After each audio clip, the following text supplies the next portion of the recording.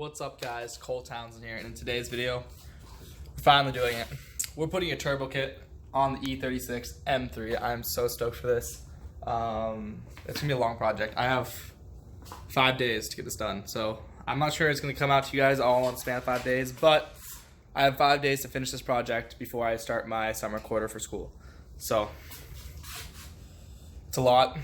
First thing we're gonna do though right now, we're gonna start off by jacking it up and figuring out how to drop the subframes and support the engine from the top, or maybe even jack it up from the bottom, because we have to drop out the oil pan and put a turbo drain fitting in. So I guess actually we have to drain the oil first. So let's start off with that. Okay guys, so I just terrorized Muckle Theo one last time while this car is NA. Now we're gonna go ahead, drain the oil, and put a turbo on it. So let's get to work. I'm sitting the M3 with the AC going. This is the last time I gotta use AC, probably for a while. Maybe the last time this M3 ever has AC. So guys, another thing we have to do is take the front bumper off and get off the light bar that I put on and do all the AC stuff as well. So I'm gonna go ahead and start ripping stuff off that I don't need and try and be pretty conservative with the AC, because we're gonna be putting everything back on if we can once we get everything else on there for the turbo kit.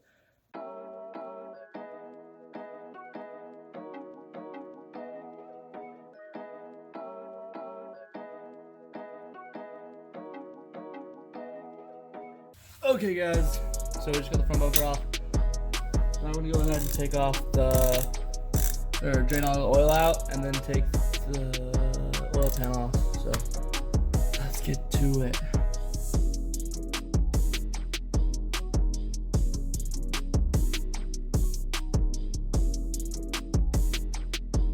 So we got the oil draining now. We're gonna go ahead and take off the exhaust while the oil drains, and then put the cap back on and figure out how to take the subframe off and get that off. So much stuff.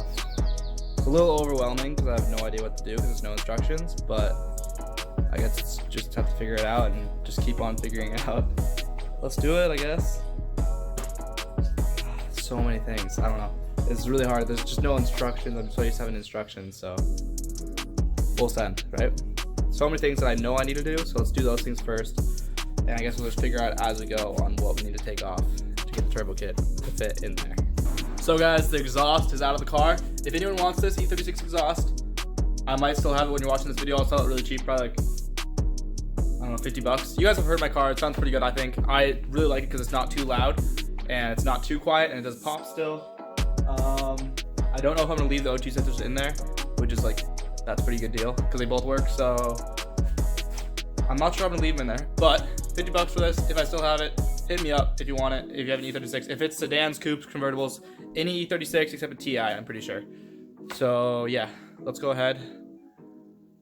And oh, actually, it doesn't fit 4 cylinders. Any 4 cylinders, any 318s, basically. Let's take that out, the engine out. No. So I just finished shooting the subframe out of the car, or not out of the car all the way, but it is not holding the engine in. The jack right here is on the AC condenser bracket, and that's holding the engine up, which is kind of crazy. As you guys can see, there's the subframe, steering rack, it's all out of the car.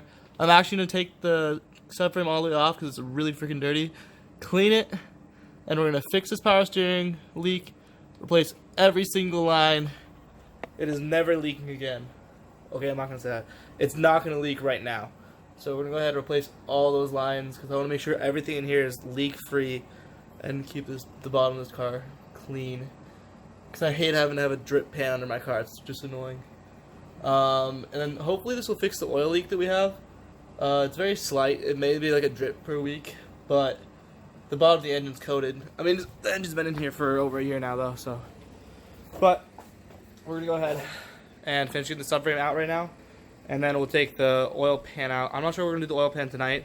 I might leave it for tomorrow morning and just clean the subframe for tonight and call it. But we probably should get the oil pan out because I have a time crunch, guys. Like, I don't know if I even have 5 days. So let's get this stuff going. But yeah, we're almost to the point where we can start doing stuff in like to get to the turbo kit, not just taking things off. Okay guys, so we're gonna go ahead and pull out the subframe now We get the subframe all the way out of the car, and then we're gonna go ahead and clean it because it is just absolutely disgusting. It's covered in grease, oil, and grime, and there's no point to have that on there when we're gonna have a new turbo kit on here, and we won't be able to find any leaks as fast as possible. So to pull these control arms off, we gotta put a 22mm wrench on top and on bottom right here, and then I think we may need a pickle fork to get these off. I don't recall with the stock ones. Maybe we can just use like a mallet on top. I don't want to mess these threads up though, because this is my SLR angle kit, and that would not be a good thing to mess up. So let's drop these control arms, and then drop the subframe out so we can get this thing all cleaned. So guys, we just went ahead and got the subframe out of the car. There it is. Now we're gonna go ahead and spray some engine degreaser on it, get it all clean, scrub it down, and make sure it is ready to be just, I think I might like clear coat it or spray it, paint it black, and then throw it back in the car. So let's go ahead, scrub this down, because the engine is, we're on a time, because that's a Harbor Freight jack stand, and that's holding up my engine right now. So if that fails, we're out an engine, and that's like $4 grand. So let's not do that. Let's get this cleaned real quick. It's the next day now. I'm gonna go ahead right now. I got the oil pan out of the car, and I have this little like pocket right there, and there's a hole right there, and we're gonna make that hole bigger so we can fit the bung into the hole. But yeah, I put that on there, so hopefully it'll keep the shavings, most of the shavings out, and then we're gonna rinse the pan afterwards and make sure it's really clean, because I don't want to have anything in there. The pan looks great. Looks like there's no metal in the pan, which is good because we only did the motor like a year ago. So anyways, let's drill this out, and hopefully we can keep all the shavings out of the motor, or out of the pan, and then we'll rinse it afterwards, just make sure there are none in there at all. So guys, as you can see, I'm kind of dirty like everywhere, and I just washed my hands and arms like as much as I could. So anyways, I'm covered in like grease and stuff, but we just got the bung in the car. As you guys can see, right there's the bung. Pretty cool looking.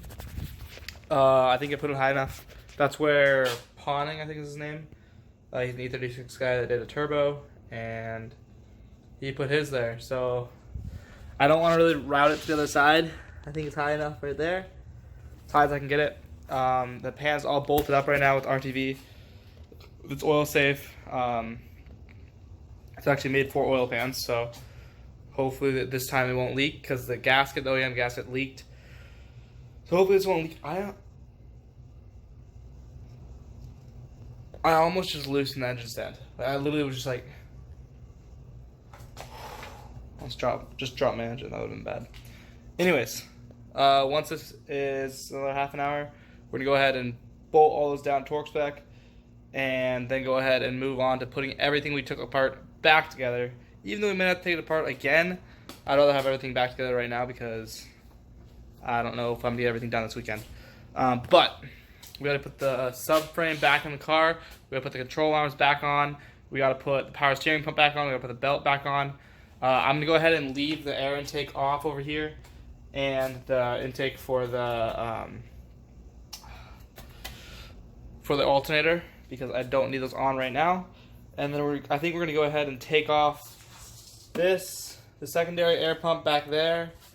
All that stuff needs to come out, and maybe even start unbolting the header, because the header needs to come off too. So I might start doing that stuff now, because I have some time. And then we have to get the AC drained by a professional, because you can't let the gas into the air. So yeah, let's go ahead and start unbolting more stuff. So guys, I'm going to wrap it up there for the video. I mean, I didn't really show you guys anything, but I took out the secondary air pump. Right now I'm going to go ahead and put the subframe back in the car. Got the power steering pump back on, and just assemble the car back to where it was. And there are things that I don't need to have off the car. Put them back on. But yeah, that's it for the video. We got the turbo oil drain in. That's about it, really, for this project. That took 2 days.